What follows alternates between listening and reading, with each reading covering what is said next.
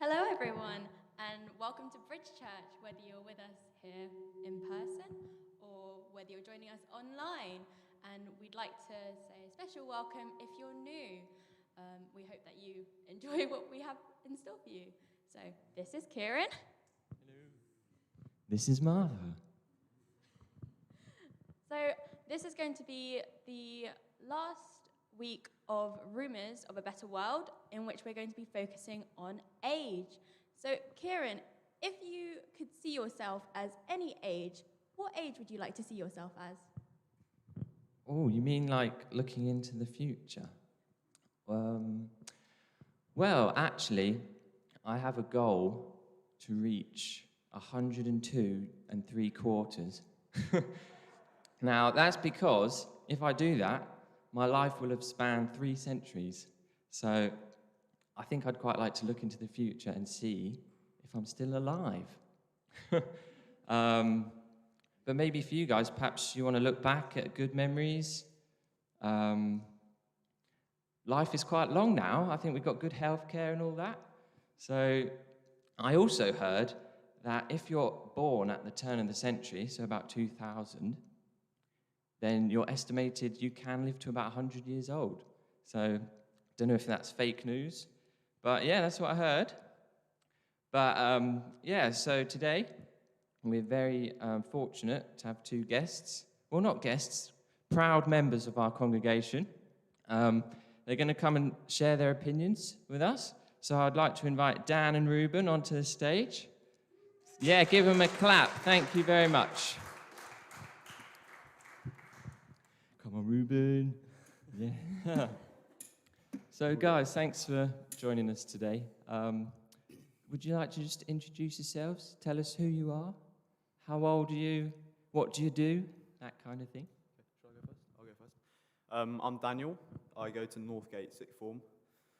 At the moment, I'm studying maths, physics, and DT.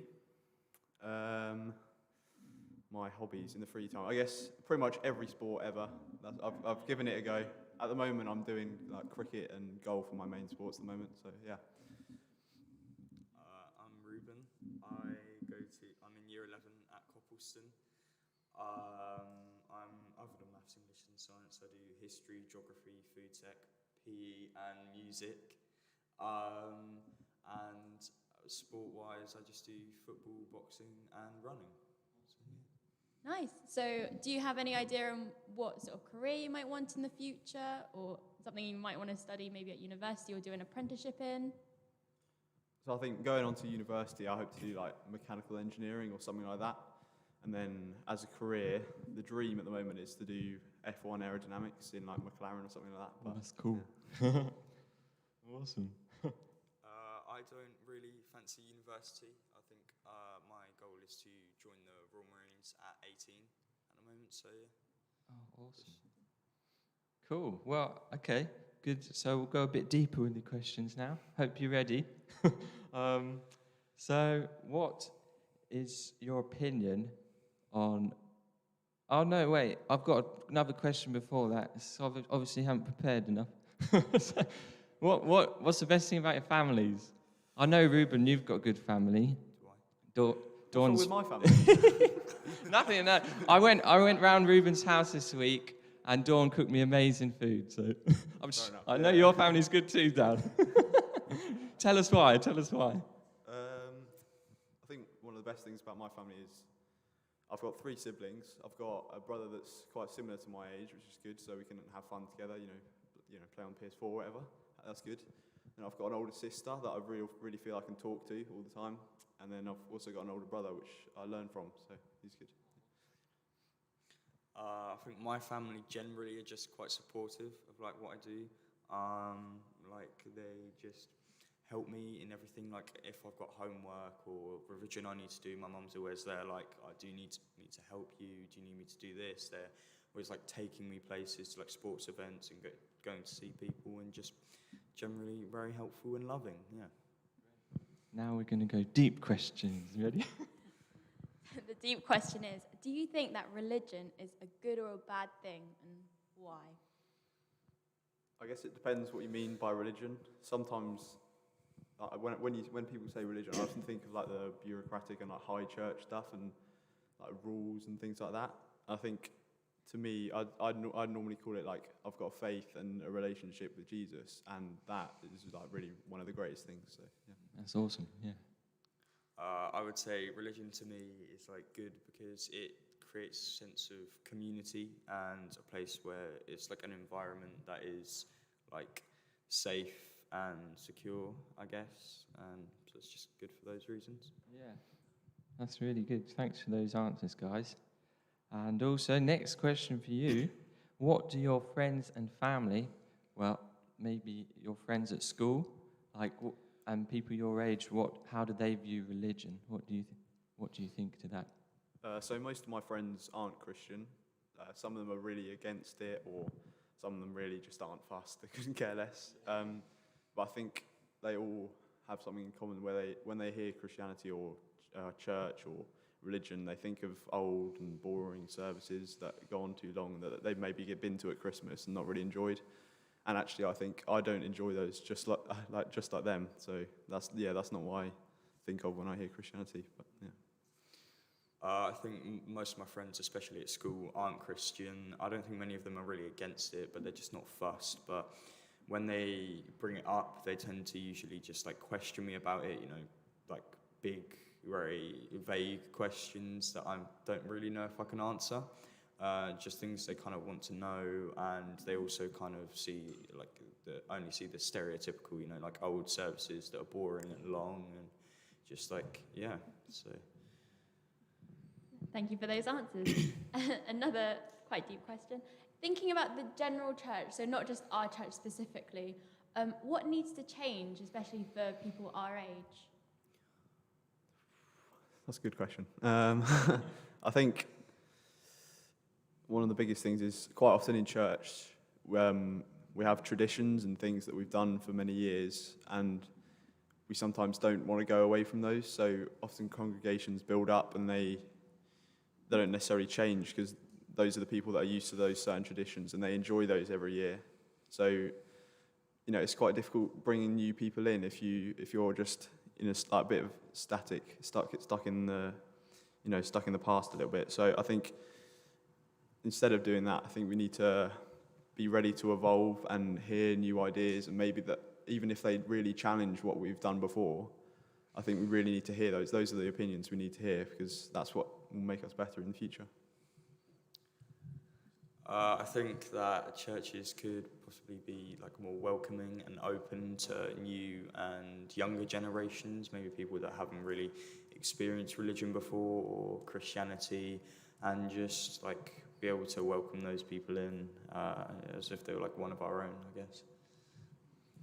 Thank you so much, Dan and Reuben, for your answers, and we hope that the future generations will be able to see a welcoming church that may not stick to those traditions. Yeah, thank you. Thank you very much.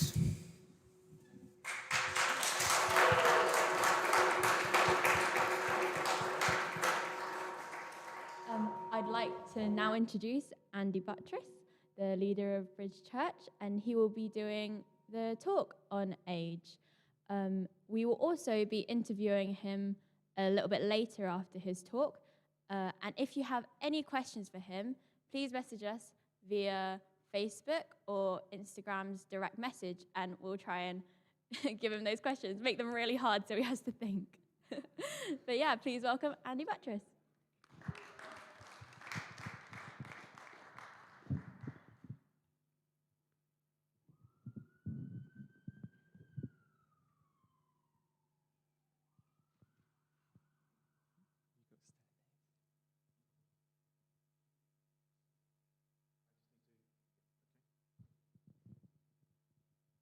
Here?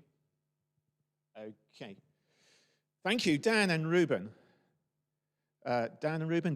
It was Dan and Ruben, wasn't it? Yeah, for those answers. It was really good. And hopefully what they've said ties in a little bit to what we're going to speak about this morning.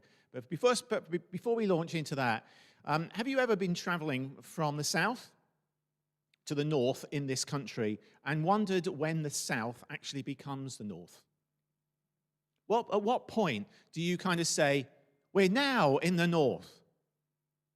Is there a line on the road or something which marks out the south from the north? And in the same way, at what point do you move from being young to being old? What's the age you actually transition from being young to being old? What is it? Maybe that's why we have this middle age type category, this buffer zone, which kind of moves us from one to the other. But I still don't know what is the age you move from being young to old. Now, about 3 years ago, we went, myself and Dawn, my wife, we went to have a meal at a family in Durham who were Korean. They were from South Korea, and we were celebrating Korean New Year with them. So we had this gorgeous food, and it was a really lovely evening with them and their two young kids. And on that evening, I learned something that I just simply didn't know. And that was that if you are Korean, you are born at the age of 1. Okay, so in this country, we're born at the age of 0, 0. But if you are Korean, you're born at the age of 1. Now, that's not all. Everybody in Korea gets a year older on January the 1st, and not their birthday. So take myself, for example. Imagine that I was born Korean. Okay, and my birthday is on December the 30th. So when I was born, December the 30th, 1963, I would have been born at the age of 1. But then, on January the 1st, 2 days later, I would have actually been 2 years old, not 2 days old. I think that's pretty amazing. And if you speak to someone who is Korean, they will have a Korean age as well as an international age. So there you go. Age is perhaps not as simple as we sometimes first think.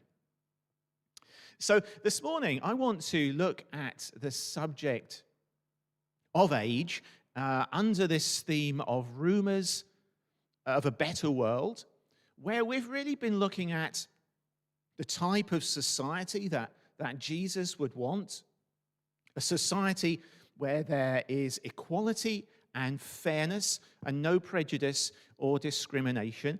And I have a hunch that actually when talking about age, we're in danger of slipping into prejudice and discrimination as much as we are in subjects such as racism or gender.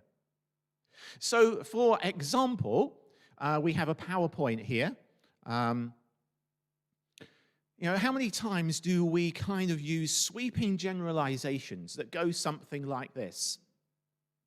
Young people are just so unsociable as they always have their face in their phone. Young adults and students are just so irresponsible and don't care about spreading COVID. Millennials just think they're entitled to everything and moan when they don't get it. Middle-aged people are just boring, not risky, edgy enough.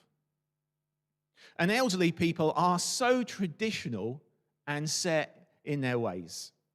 And sometimes when we use sweeping statements like that, we can actually be falling into a form of prejudice and discrimination against people of a certain age. And we have to be careful that we don't. And the church is meant to actually be intergenerational. And by that term, I don't mean that we have to do everything together, but what I do mean is that all people of all ages, whether they're 8 or 88, should all feel that they equally belong in the church. So what I want to do for the rest of this talk is to look at why we should be growing younger. The Church of England in Suffolk, one of their aims is to grow younger. And I want to look at the reasons why we should be intentionally growing younger as a church, whilst at the same time saying that if you are more elderly, you are equally welcome in Bridge Church. So here's my first point, that younger people, young adults, millennials, and by millennials I mean, let's say 25 to 40s, these people, these younger people, the under 40s if you like, in society hold down incredibly responsible and authoritative jobs. So if you look at 4 people that I have here on the PowerPoint, you'll get what I mean. So the first one is this guy here. Does anybody know who this guy here is? Okay, yeah, Tom Hunt, the MP for Ipswich. So Tom is, I think, 32 years old, and he represents us in the National Parliament for Ipswich. So Tom is an incredibly talented and confident guy, and he, bears a lot of responsibility on his shoulders. The second person is Nikki Henderson. Okay, now Nikki Henderson, at the age of 25, was the youngest skipper to sail around the world. She had a team of 60 people, not all in the same boat, but she had a team of 60 people who were part of this expedition to sail around the world. It took her 11 months, 40,000 nautical miles. And it was a huge responsibility that she undertook on her young shoulders. 25. And then we have Marcus Rashford, who you may well have heard of, an England footballer, plays for Manchester United. And he is probably most well known at the moment for this campaign that he has to help families who are on low incomes with school meals. So I think he's been made an MBE, has he, because of this? Not quite sure. But Marcus Rashford, how old is Marcus Rashford? Yeah, 22, 23. He's, again, incredibly young, but bears a lot of responsibility on his shoulders. The fourth person, okay, who I'm bringing up, who I think I spoke about a little while ago, a few weeks ago, is Greta Thunberg. Now, I think she's only 17, and she has ruffled quite a few feathers with the top politicians in the world. And again, she's kind of taking on the mantle of the climate, the environmental activist role.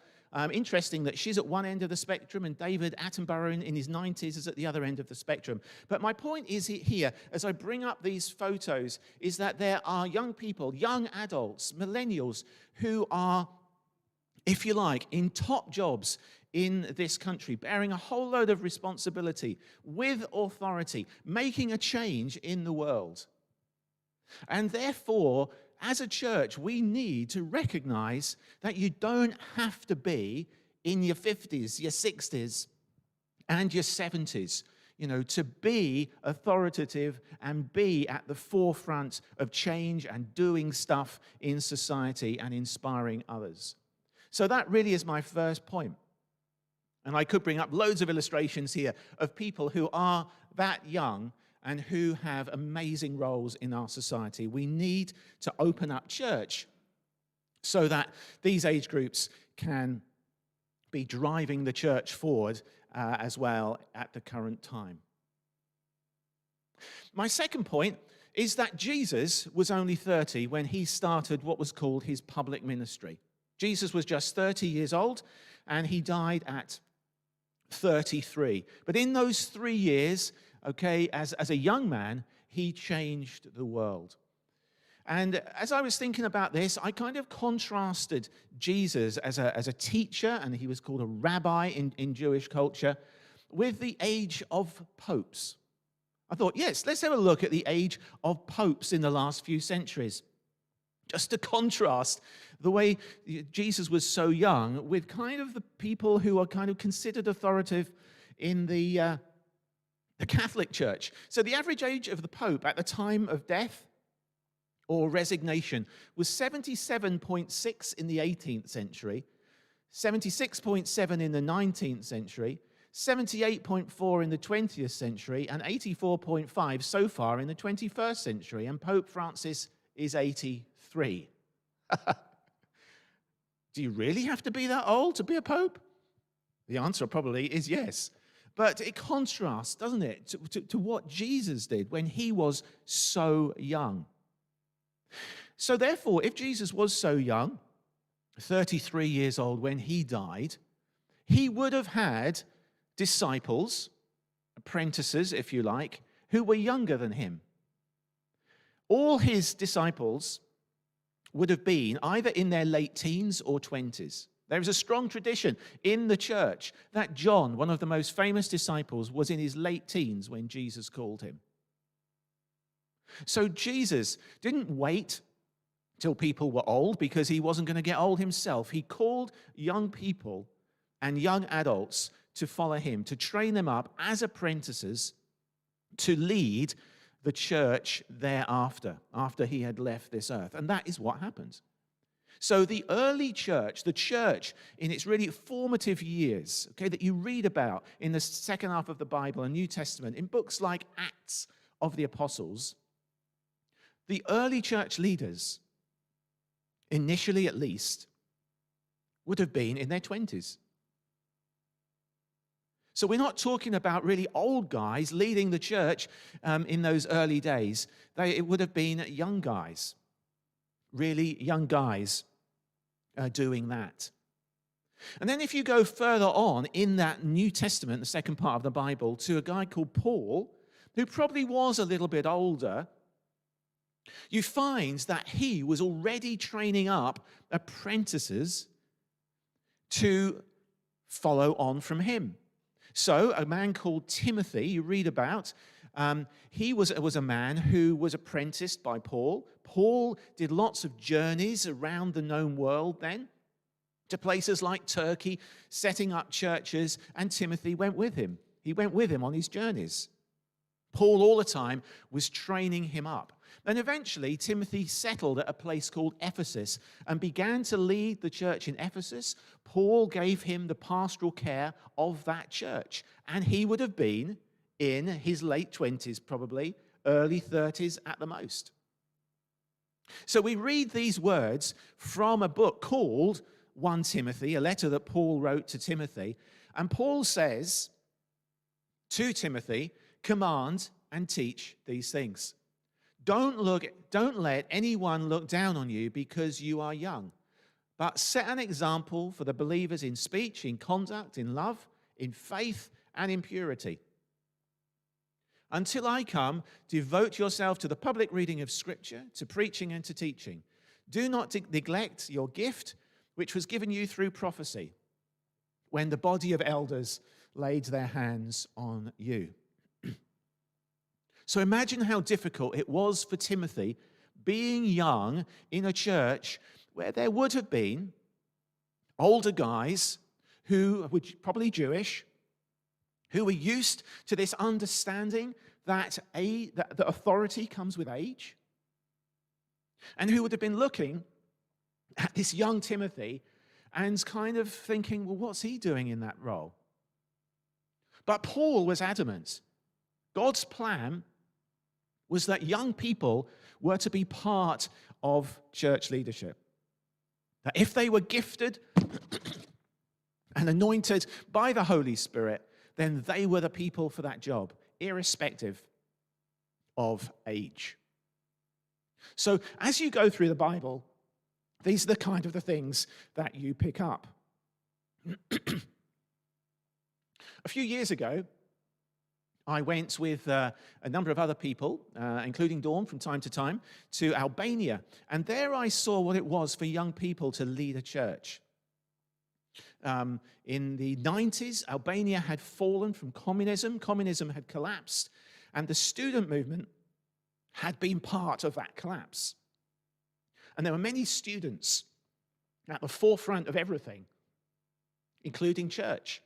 So I was part of a church, the Jesus Brought Us Together Church, which had a fantastic name, and it was led by students. And they were great. They were absolutely fantastic. And I saw how young people could really lead a church into change. So let's contrast that with the Church of England in Suffolk. Okay, the Church of England in Suffolk, when I looked last, about 3 years ago, the average age of an attendee in Suffolk was 67. And the Church of England in Suffolk has about 400 plus churches. So a lot of these churches are catering for the elderly, 50s, 60s, 70s, 80s, even 90s. Lots of churches are catering for the elderly, but how many churches in the Church of England are catering for the younger generations? Very few. And that is why we need to be intentional. Because if we're not intentional, we ourselves will grow older. This church, Bridge Church, is 10 months old. And I am 10 months older than when we first started. And you are 10 months older from when you first started. And unless we have people coming in who are younger, that brings down the average age, the church will get older and older and older. And that is what has happened in churches around Suffolk. Some probably started a lot younger than they are now, but they've just grown older without younger people coming in. So we need to be intentional. We need to give opportunity to young people, to young adults, to millennials, because they're not just the future, they have to be the present.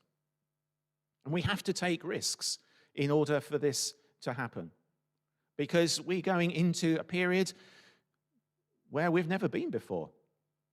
Our world is constantly changing, and sometimes church that worked a few years ago is not a church that will work into the future.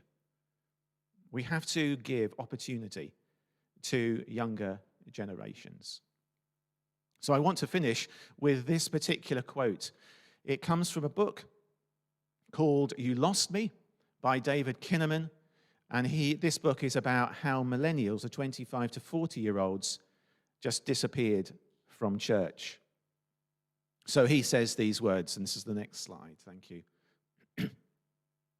So I'll finish. Next one, thank you. So I'll finish with these words.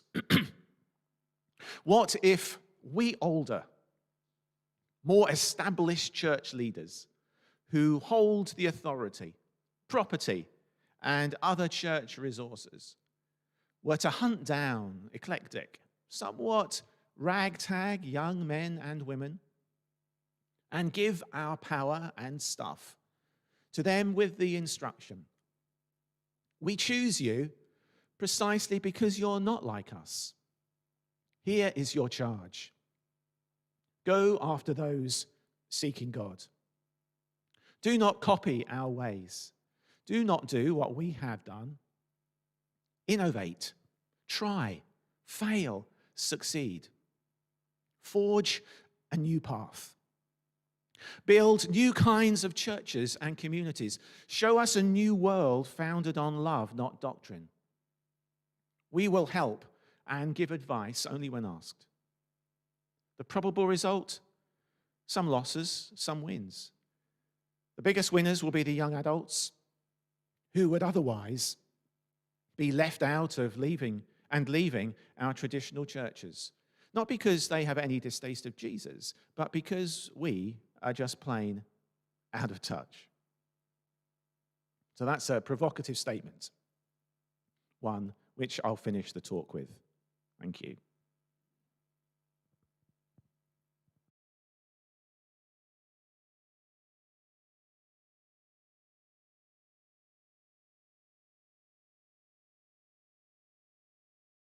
Thank you very much. Careful. Yeah, thank you for that thought-provoking talk. And we're now going to ask you some questions. Oh, yes. Let's hope they're insightful. I'm just reading the first one. So, where in society do you think younger people are excluded from decision-making without a very strong voice?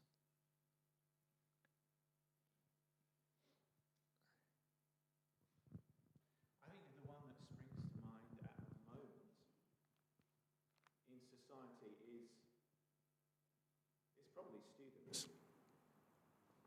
You know, to me, students don't have a voice in relation to what's going on at the universities at the moment. So, as you know, many are in lockdown. Many are having lectures online. Many are unable to socialise. Many, or all, are still paying £9,000 tuition and £5,000 accommodation or whatever it is. And to me, it feels as if students haven't got a voice. The only voice they have is putting pieces of paper up on their window, protesting. And it seems to me as if students are kind of propping up a university system which would be in trouble if they didn't go and continue. So a bit provocative, but in answer to your question, I think students don't have a voice in society. And rather than incurring scorn, they should have our deep sympathy at the moment because there's something wrong. Thank you for your answer. When you were younger, did you ever feel excluded because of your age?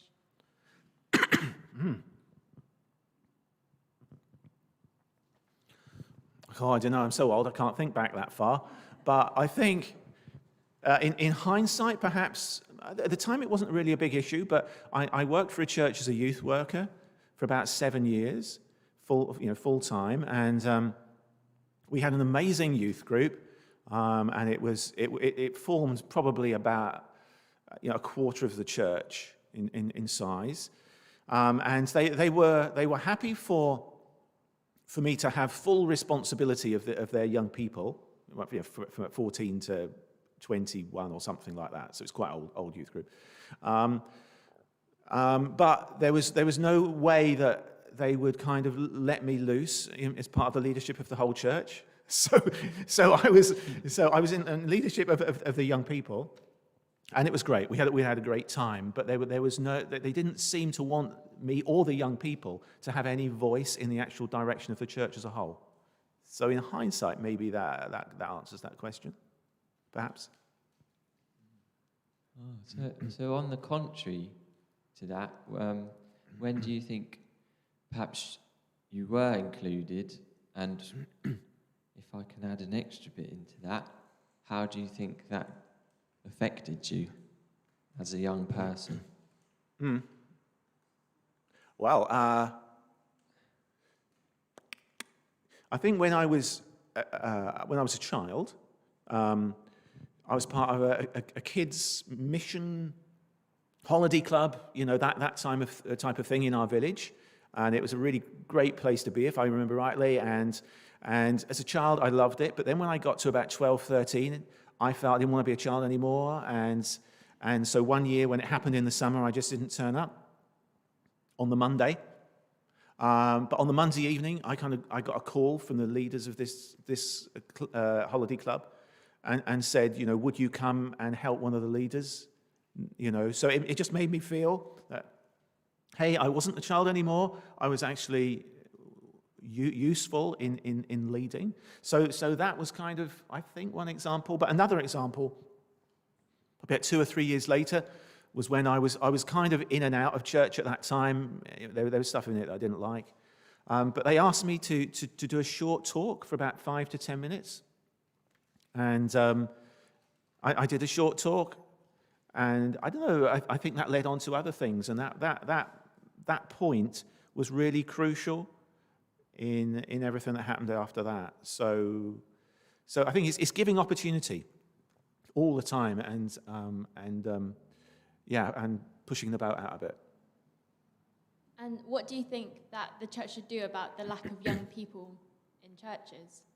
Oh.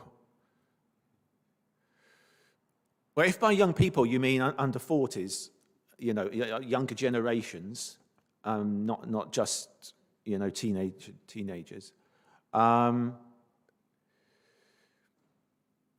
think we should always have a mentality. Once we get to 50, let's say I'm over 50 now. Once we get to 50, we should have a mentality of who am I handing this on to?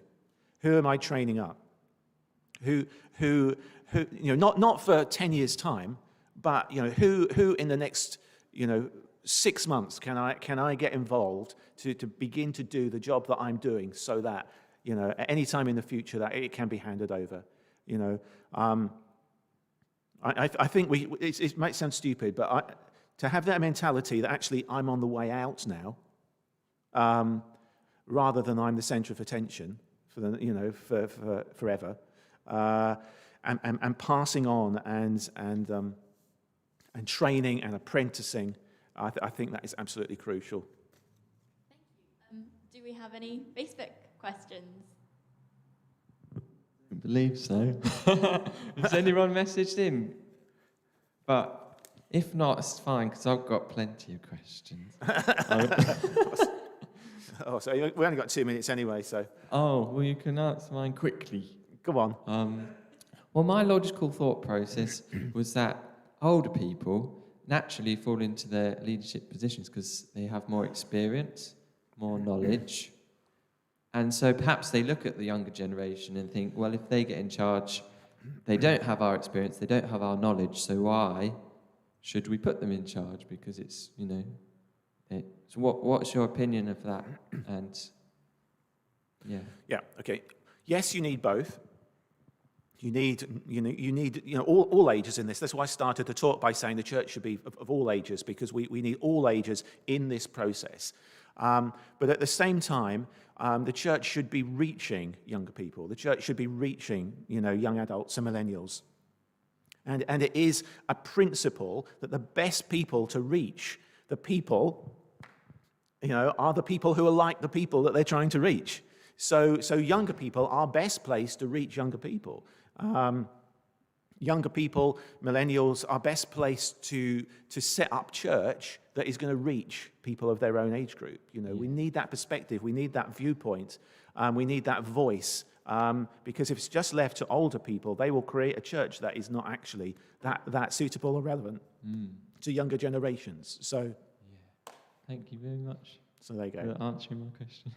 And so thanks so much for listening, everyone. Just to finish off, just want to tell you about our Alpha course, which will be starting very soon. And today is actually your last chance to sign up for that. For those who don't know what an Alpha course is, it's a great opportunity for people who are interested in the Christian faith but don't necessarily know a lot about it, to freely ask questions and to learn more. So if you're interested in that, please go to the Bridge website and sign up for that today. Yeah, Yes, thank you. And as I said earlier, today was the last day that we were looking at Rumours of a Better World. And next week we will be starting a new series in life stories called The Adventure. So hopefully you'll join us for that. If you have any questions, get in contact with us on Facebook or on Instagram. And if you'd like to register for next week, then that will be on the website as well. But thank you for joining us, and goodbye.